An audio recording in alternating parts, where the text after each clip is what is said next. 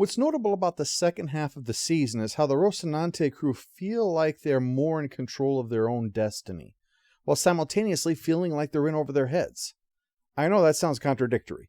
What I mean is that they might get into scrapes that they'll need to get past, but they're no longer being buffeted around by others. In other words, they choose to go to that asteroid. They choose to go to Eros. And yeah, they had to overcome a Martian patrol, deal with UN Black Ops, and outmaneuver a station lockdown. But they overcame it. The group is still a collection of people united by the survival of a tragedy, though. The conflict between Holden and Amos, the suspicion around Naomi's background, and Alex being more tense than usual, all shows this isn't a honeymoon for them. They're together for a shared reason, but that and uncertainty of where to go from here is what's keeping them together. Miller's story is sort of a reverse Aesop in that when he was just a spoke on a wheel, his life was all right. Keep your head down and your eyes open, take your bribes and look the other way. Naren Shankar said in an interview that the original reason for the hat was because it allowed Miller to side himself with the Earthers and not the Belters.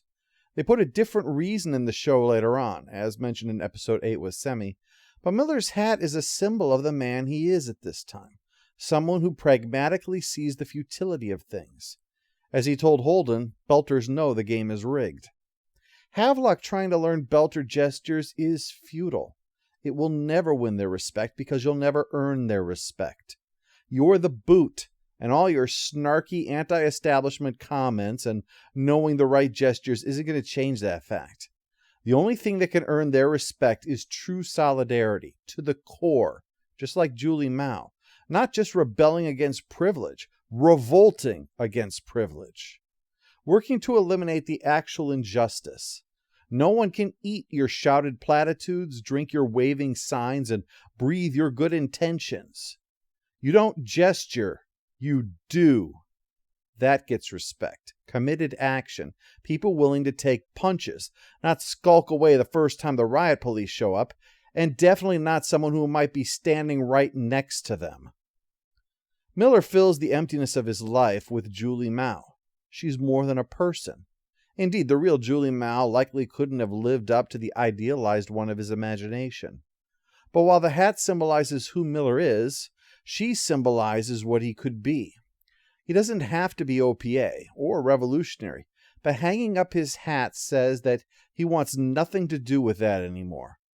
He could have gone to Semi to ask for a job. Instead, he shows up continuing the pursuit. His conversation with the Mormon is to set the stage for what happens to him. He asks what you do if you show up at this destination and what you're looking for isn't there. And the man just said, they'll keep looking. Miller arrives and finds Julie's corpse. That's not the end. He just has to keep looking for what he really came for. Not a person, but something far more than a person. It is great when the two plot lines finally come together. When Holden's idealism that's unwittingly gotten people killed and destabilized the system runs headlong into Miller's, as Blackadder would put it, degree from the University of Life, diploma from the School of Hard Knocks, and 3 gold stars in the kindergarten of getting the shit kicked out of me. There are no lines that come up from Miller that he is unwilling to cross, including mortally wounding their prisoner to help along Holden's plan of altruism. Yet the fact that Miller doesn't abandon Holden says that he's been changed by his experience, that the words of being a cop like the CPM shame more than they upset. And Holden sees that Amos' response to the Martians' boarding was probably similarly born from experience, from having been in the thick of it and seen what is needed to survive, the first-hand experience of surviving the churn. The two escapes are both interestingly different in that one requires intelligence and one requires cunning. Naomi calls upon her knowledge of stations in the OPA to get them back to the ship safely. Miller, though, uses his ability to think on his feet to overcome the challenges that come their way. And both require their companion to possess the complementary skill to survive.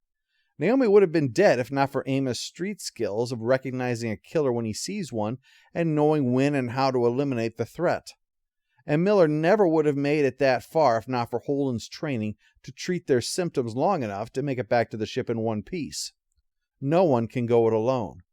To draw from our recent Babylon 5 episode, each are the shoes on your feet. You get farther if you wear both than if you wore only one. The last 3 episodes in particular are especially enjoyable, the way they keep building and building.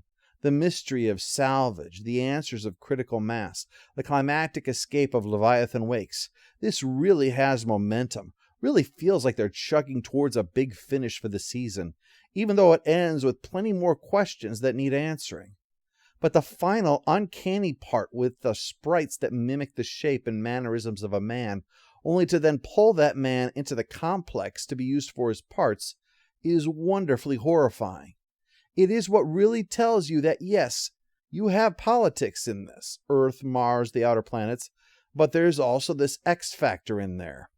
Like early Game of Thrones with what is a political drama that has the intrusion here and there of the fantastical. We have a political drama now intruded upon by something alien, something that has no view of humans as anything other than components, meat for the machine. It will be very exciting to see where things go for Season 2.